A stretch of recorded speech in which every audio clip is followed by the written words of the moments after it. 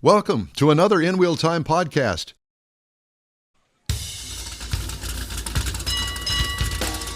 Welcome to the award-winning InWheelTime Car Talk Show. Today coming to you from Spring Branch High School Foundation's Back to the Past Car Show in Houston's Spring Branch neighborhood.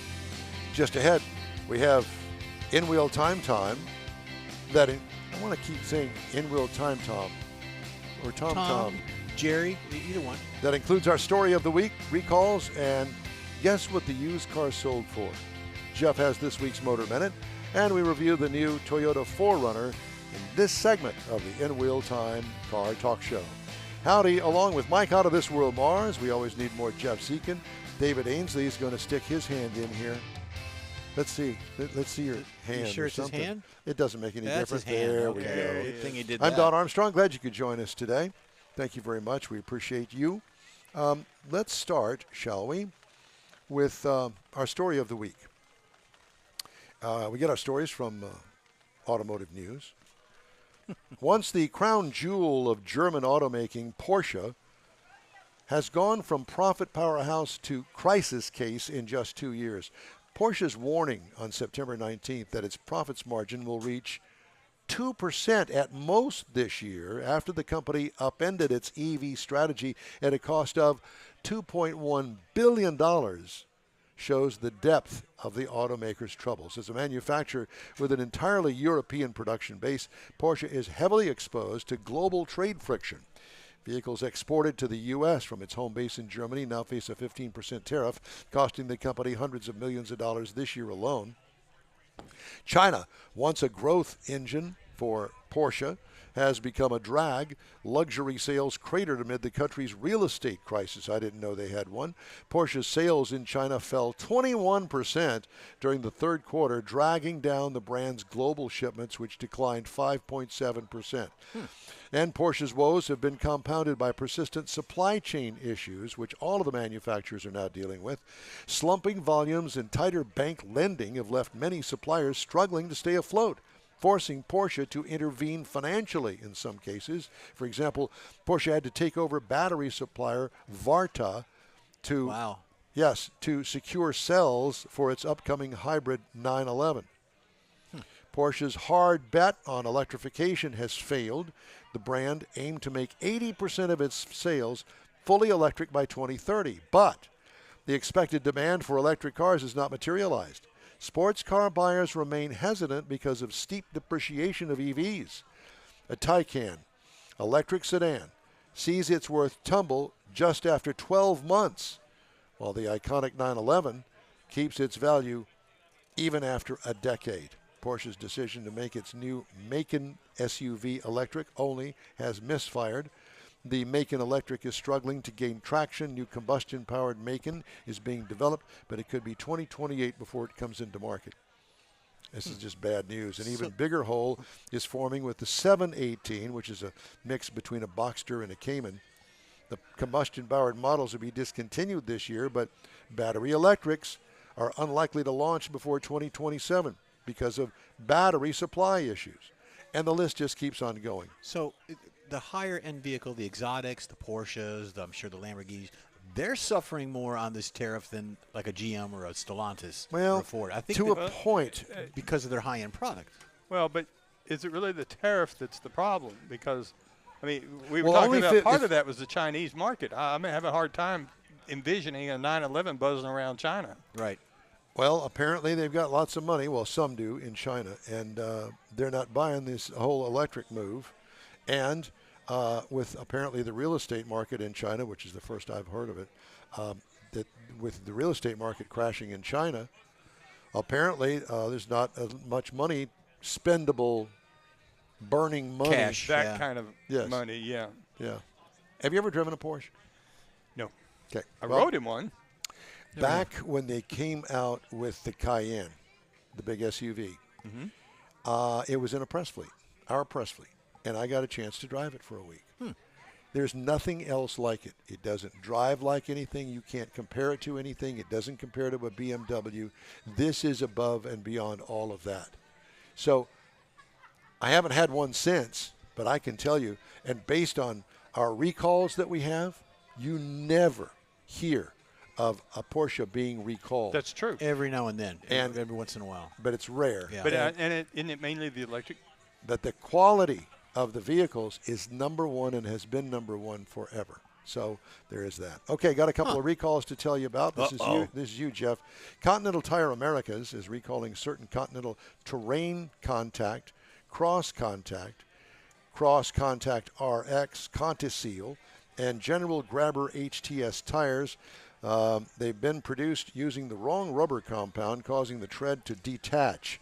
A tire tread detachment can result in a tire failure, increasing the risk of a crash. Yeah, that's not good. That's why it's important to register them. Stellantis is recalling 62,900 vehicles due to an issue with the rear view camera image display. That this goes on and on. It's almost like an airbag, and it goes across all manufacturers. Alfa Romeo, Giulia, Stelvio, all of that. And we cannot leave out Ford. No. They're recalling some of its vehicles. Camera issue as well as a seatbelt issue in Ford Mustangs. Total Ford recalls this week, 625,000. I don't have any more recalls because why? Because the government has shut down, and part of the shutdown is NHTSA. And so they did not send me this week's recall. So that's good for Ford. It is good for Ford. Ford. Still recalling them, it's just unannounced. Yeah, that's it. So the goal is for you to go to safercar.gov, put in your VIN number, and it will tell you whether or not your car is being recalled. Just thought I'd throw that out there. Oh. All right. Let's do the Sold Cars Roundup, shall we? Okay. Give them a second to wind it up. Is that okay with you, Mars? Yes, sir. I just still having trouble here's your seeing it. Oh, I know, but I got to get to the... Well, anyway, while they're fiddling with the cars themselves, you have your mind to a C1 Corvette. This particular one is a 1954, which is the first original model year, although some of them were built in 53. 1954 Chevrolet Corvette, convertible as they all were. White, classic white with the red interior, and it probably has that really ugly beige top, and whatever. Guess what that car sold for? Now, this looks like, at least it looks like it's an original with the wide whites and the hubcaps and all that. $225,000. $225,000. Well, I didn't say that it was, serial number 01. Well, even but you're so. You're going to go for a quarter of a million. I'm going $250,000. Okay. Mr. Mars, have you got a guess? I got money to burn today. Now, Mr. Heitzman? Yes. He's rolling in here at about 25,000, a little bit less than what Jeff was saying. 20. Yeah. 250. Yeah. 250. 250. Is it? It's 25,000 is what Jeff said? Yeah, that's what Heitzman says. Yeah, would you like to guess? 65. How about 69,300? Oh, David there won. you go. 69. I was going to buy several of them, is what it was. Yeah, well, good luck on that. There you That's go. what it was. There aren't that many survivors. Next up, 1988 Chevrolet Corvette. Now, this is the first model, a C4. No, C4.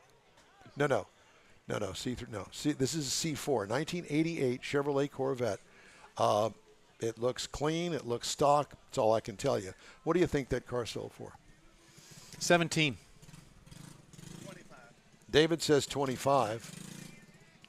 Mr. Mars, do we have any other bidders? Mr. Heitzman says $39,000. $39,000 for an 88 Chevrolet Corvette, red in color. Jeff, did you want to? 17. 17? It sold for $7,400. Oh, okay.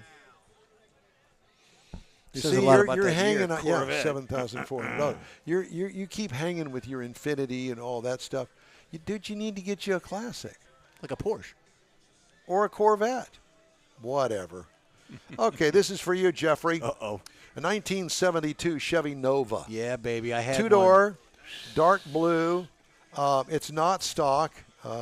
It doesn't have an emblem in the front of it, and it's got custom wheels on it. It is a, it's not a convertible, so it would be $4,000. $4,000. $4,000. $4,000. Okay. Would you like to guess on that? 10,000.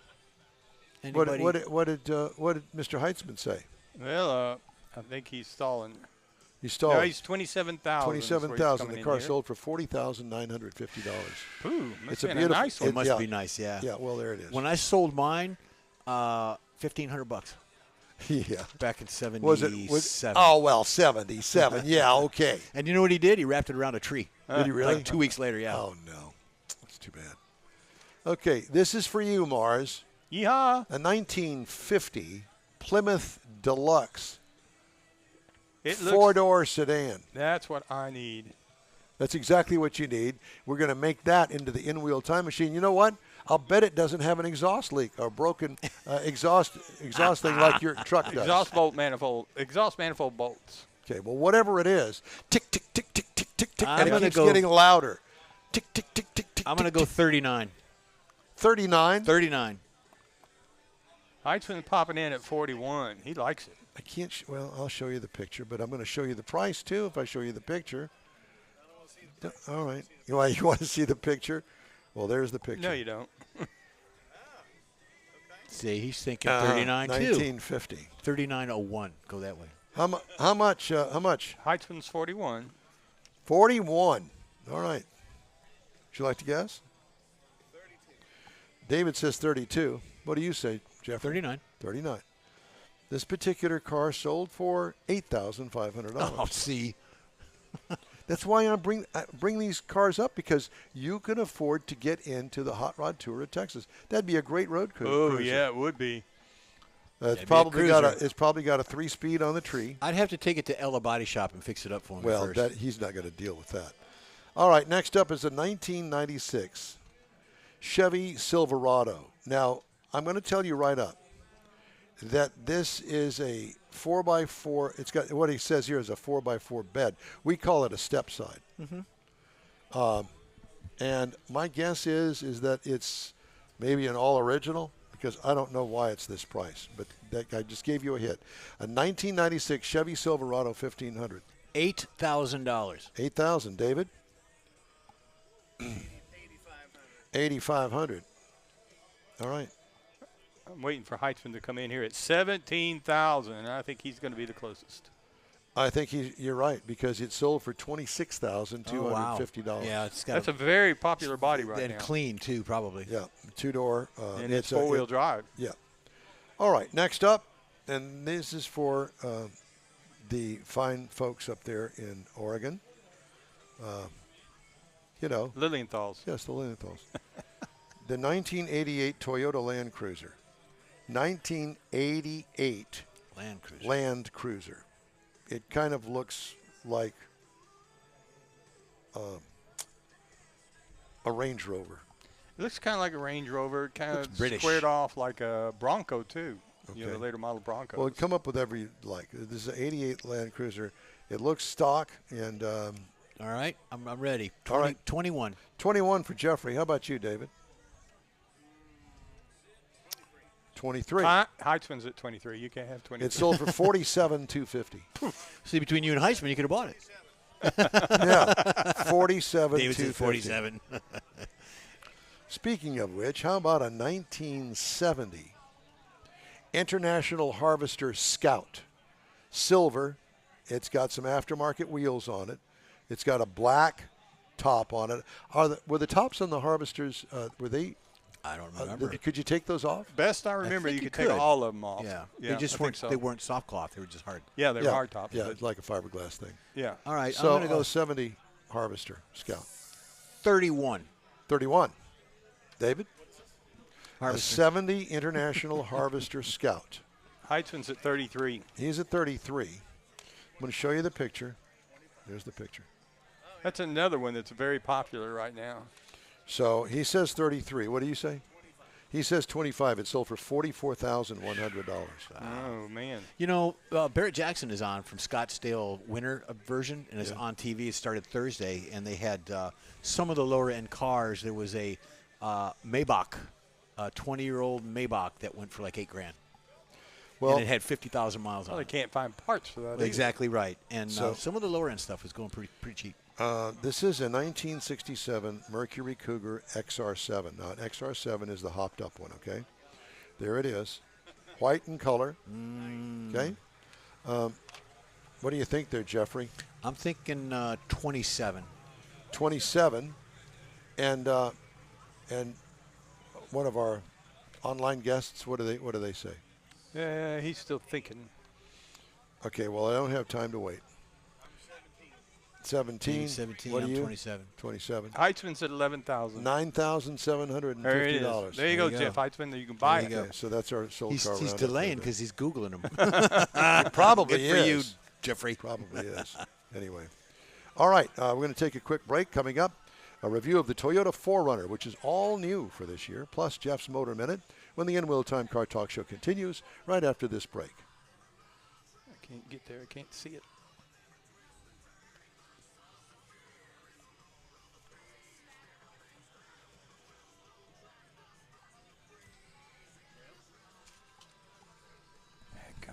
Did you find it, Mars? Yeah, I got it. It's running. I lose my mouse in this. We're going to have to get something. You need a mouse. No, man, I can't see it on the screen. You got another screen right there. Yeah, where's the mouse? There it is.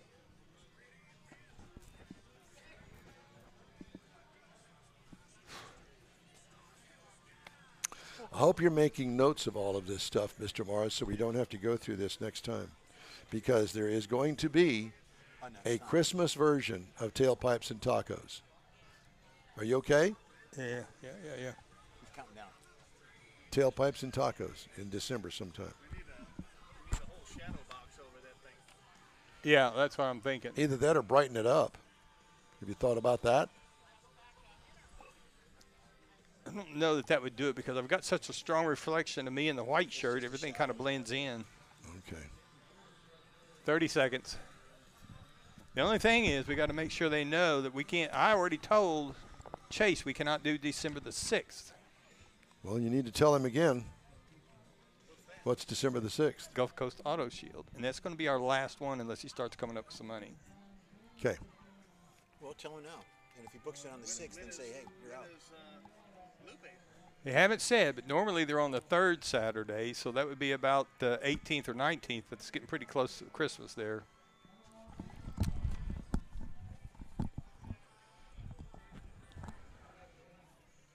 All right, and we're back. Hey, we invite you to join us for the live InWheelTime Car Talk Show every Saturday, 10 to noon Central on InWheelTime.com, YouTube, and Facebook. Get one today. It's free. And don't forget, 30-minute podcasts of our shows from your favorite podcast store. Time now for this hour's car review. I had a chance to drive the 2025 Toyota 4Runner. Final assembly location, Taharan, Aichi, Japan. All right. Available trim levels, there are 9 of them, including variants of the TRD, which has the most of them, SR5, Limited, Platinum, and Trail Hunter, which is a new trim level. 4-wheel drive Limited is what I had. This is a standard SUV, in other words, body on frame, and we are going to call this a mid-size SUV. Seats 5. Now, it can come with a third row, which this one did. I don't know why. They've squeezed it back there, but I guess somebody wants it. This is the 6th generation, but that third row, by the way, is going to cost you $1,500 extra. Oh, boy. 3rd generation, all new for 2025.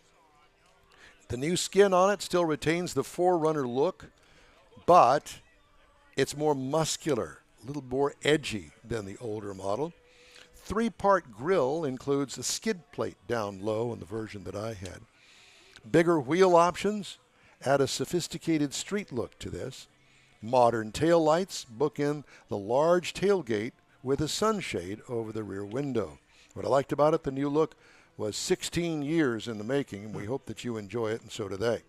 What could use improvement? There are too many trim levels. I think that they need to whack some of those away. It's just too many. And I understand why they do it, because they bundle all of these things together and they come up with all the trim levels, but it's too confusing. Is it worth it? I don't know, because problem is when you have this particular trim level, then you say, but I want that. Well, that's extra. Now, if you want, you can have that and that with a bunch of other stuff for the next trim level. And it just keeps on going and going and going. That's just my opinion. Interior highlights. Homework is needed for its multifunction 4-wheel drive system. I didn't try it. It has lots of adjustments. Listen, this is an off-road vehicle, and let's not forget that. Who takes them off-road? No one that I know that owns one. My son-in-law owns one, and he's never been off-road with it. Phone charger is up underneath the dash in front of the console. I figured that this is a perfect place for it. It's kind of a no man's land up there. You just kind of slide the thing up there. It's got an automatic charger the whole 9 yards. It's perfect. Upper trims get classy leather appointments, and I mean nice looking. Optional huge infotainment screen that I had. It's a bump up from the standard one, and even the 7-incher that I think that is on the standard 4Runner. That it's plenty big, but if you want a great big one like a Tesla, well, you can get it. Easy operation, however. Cargo room adequate without the third row up, needless to say. What I liked about it, the ruggedness of the interior really stands out. So you're not gonna, it's not a sissy mobile. Okay, you're buying an off-roader. It's gonna look like an off-roader on the inside. Third row's a no-go for me. Engine, no more V6. 2.4 liter turbocharged 4-cylinder, 278 horsepower. It's fine. 317 pound-feet of torque, 8-speed automatic transmission. It'll tow 3 tons. Wow. So you know it's got to be stout, right? Mileage ratings, 20 in the city, 24 in the highway, 21 for a combined. I got 20 over 437 miles. What I liked, the Turbo 4 works well. And I'm not a huge fan, generally speaking, of turbocharged 4-cylinders, but this one does work well. Well, it's Toyota. What do you think? Peppy. Yeah. Ride and handling, what I liked about it, it's a nice cross between on and off-road compliance. What could use improvement? Optional air ride suspension. If you're going to get one of those high-end ones, hey, let's go all the way. Right. Let's do it on air ride. Base trim price, $57,400. That's base trim price, $57,400. Price is tested $62,625, but you can get in one, the 2-wheel drive model, no bells and whistles, $41,270.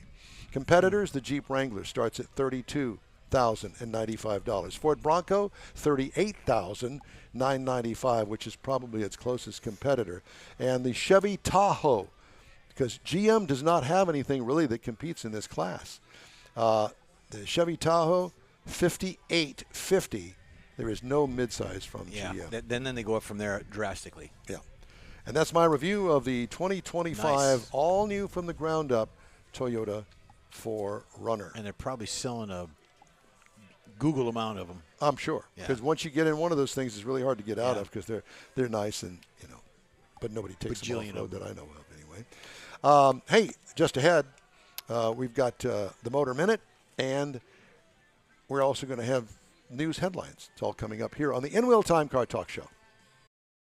You've waited all summer, and it's finally here. The Tailpipes and Tacos Fall 25 Cruise-In Car Show. It's been a while, but the popular Tailpipes and Tacos Cruise-In returns to the Loopy Tortilla Tex-Mex in Katy, Saturday, October 18th. Make any donation to Shirley's Kids and get a free breakfast taco. There'll be mimosas and Bloody Marys, too. Get to the best cruise-in of the year. Tailpipes and Tacos Car Show, Saturday, October 18th, 8 to 11 a.m. Cruise in, make a donation of any amount, and grab a free Loopy Tortilla breakfast taco. Tailpipes and Tacos only happens at the Loopy Tortilla Tex-Mex in Katy, 703 West Grand Parkway at Kingsland Boulevard, just south of the Katy Freeway. Join the car camaraderie and your car will automatically compete for one of 3 Chili Pepper trophies at no charge. Fall is here, and what better way to celebrate than with a free taco at Tailpipes and Tacos Cruise-In Car Show, Saturday, October 18th, 8 to 11 a.m. It's the cruise-in you won't want to miss. Loopy Tortillas, Tailpipes and Tacos in Katy. Time to fire up those engines and pay tribute to the folks who make freedom possible. Bastrop's own Heroes in Hot Rods is rolling in for Veterans Day weekend. Friday night, downtown cruise. Saturday, 400 of the coolest rides in Texas. Proceeds help veterans, shelters, food pantries, and scholarships. Sponsored by Craig's Jewelry. November 7th and 8th, Main Street, Bastrop. Don't miss it. We're back. Hey, we invite you to join us for the live InWheelTime Car Talk Show every Saturday, 10 to noon Central on InWheelTime.com, YouTube, and Facebook. Get one today. It's free. And don't forget 30-minute podcasts of our shows from your favorite podcast provider. Time now for Jeff's Motor Minute. There you go. NASCAR's urge to cancel his offensive new slogan. What? Yeah. Looking to alter its public image amidst the struggling with continuously failing TV viewership, NASCAR is set to embark on a rebrand for 2026. Having linked up with a new creative agency partner in what's called 72 and Sunny earlier this year, NASCAR pushed to define itself as a working-class American brand. This intention is to help NASCAR bring back and be in touch with its roots amongst the ever-faithful blue-collar fan base that the organization is accustomed to. The Hell Yeah tagline is the upcoming season as per the Sports Are you Business serious? Journal. Yes. Unfortunately for NASCAR, before it's even had the opportunity to officially roll it out, it's already facing fierce backlash from a conservative group called 1 Million Moms, which is part of the American Family Association. In a scathing post which labeled the tagline offensive, NASCAR, a new brand spot called Hell Yeah, is the biggest oxymoron there is. There is nothing about hell since it's a place for torment and anguish. So they're going up against it. NASCAR, you're not paying attention to your fan base. That is a marketing company. That's a marketing company. Yeah. Ask that marketing company how well they did with Cracker Barrel. Yeah, well, there's more that goes on and on. So they're going to introduce it next year, and good luck to them. They're losing me. They lost me. They lost me a long time ago. Because of that? No. Okay. A lot of things. A lot of viewership. things, yeah. You got to pay the TV, subscribe to watch a race that isn't really a race because they give everybody a trophy. And then they got these cocky young drivers up there that think they own the world. Yeah, I could care less about They need any Dale of that. Earnhardt to come back there and give him a whooping. That's it. Exactly. You heard that from me. This is too long. It's just basically a bashing of battery electric, which I've done enough of today. That's in the third hour. Fallout from a fire at an aluminum supplier in New York a month ago is hitting Detroit, where Ford Motor Company and Stellantis and their suppliers face production disruptions. Warren Truck, where Stellantis builds the Jeep Wagoneer and Jeep Wagoneer Grand Wagoneer, is being idled for 3 weeks because of a parts shortage. The shortage is emanating from the September 16th fire at the Novelis aluminum factory in Oswego, New York. Ford indicated to suppliers that it plans to build around 530 pickups per day in Dearborn until October 27th, down 55% from typical levels, according to an analysis of supplier releases, which Ford issues to dictate the flow of just-in-time parts to its assembly plants. Novelis, which counts Ford as its top customer, is not expected to reopen its hot mill plant until the first quarter of next year at the earliest, staring down what analysts say could be a $1 billion profit hit. Wow. Ford is scrambling to source aluminum elsewhere to feed its pickup profit machine. That's not good. All of these things that are happening. And because that's not a hit on their resources. I mean, their income. That is profits. What they're Houston saying. Automobile Dealers Association, its board of directors, proud to announce the promotion of Rochelle Salinas to president of the Houston Auto Show, one of the largest annual events at NRG Center, and a Houston tradition for more than 43 years. Salinas will continue to simultaneously serve as executive vice president of the Houston Auto Dealers Association, where she has overseen communications, membership, and event promotions for more than a decade. The InWheelTime Car Talk Show continues right after this. You own a car you love. Well, why not let Gulf Coast Auto Shield protect it? Houstonian John Gray invites you to his state-of-the-art facility to introduce you to his specialist team of auto enthusiasts. We promise you'll be impressed. Whether you're looking to massage your original paint to a like-new appearance, apply a ceramic coating, install a paint protection film, nano-ceramic window tint, or new windshield protection called ExoShield, Gulf Coast Auto Shield is where Houston's car people go. Curbed your wheels? Instead of buying new, why not have them repaired? How about a professionally installed radar detector? Gulf Coast Auto Shield does that too. Get a peek inside the shop and look at the services offered by getting online and heading to gcautoshield.com. Better yet, stop by their facility at 11275 South Sam Houston Tollway, just south of the Southwest Freeway, and get a personal tour. Gulf Coast Auto Shield is your place to go for all things exterior. Call them today, 832-930-5655 or gcautoshield.com. Rev up your engines. It's time to roll back in style at the Back to the Past Car Show. Join the Spring Branch Senior High School Foundation Saturday, October 18th at Cornerstone Academy, 9016 Westview Drive in Houston. Classic cars, trucks, and motorcycles, family fun, food, music, and memories. There's something for everyone. Proceeds benefit local students and programs. Don't miss the shine, the chrome, and the nostalgia. 10 to 2, Saturday, October 18th, Back to the Past Car Show. SpringBranchBears.com/car show for more information. InWheelTime will be there too. Well, that's all for this week's InWheelTime Car Talk Show. Be sure and check us out online at InWheelTime.com. Hey, we're always looking for new, informative, and great automotive things to bring to our global audience. If you have an idea, event, or road trip destination you'd like us to feature, let us know. Our email address is info@InWheelTime.com. When you're looking for award-winning car talk, you can find the InWheelTime Car Talk Show 24/7 on the InWheelTime app and website. Grab a podcast from your favorite podcast store. We video stream our live show every Saturday, 10 to noon, on Facebook, YouTube, and InWheelTime.com.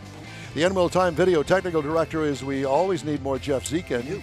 For booking agent, video editor, people finder, and our own Pink Panther, Mike Out of This World Mars, along with chief engineer David Ainsley, I'm Don Armstrong. And thanks to the great folks at Spring Branch High School Foundation's Back to the Past Car Show, hosting us here at the Cornerstone Academy on Westview here in Houston. Thanks again, everybody. We will see you next week. Same bat time, same bat channel on the InWheelTime Car Talk Show. See you then.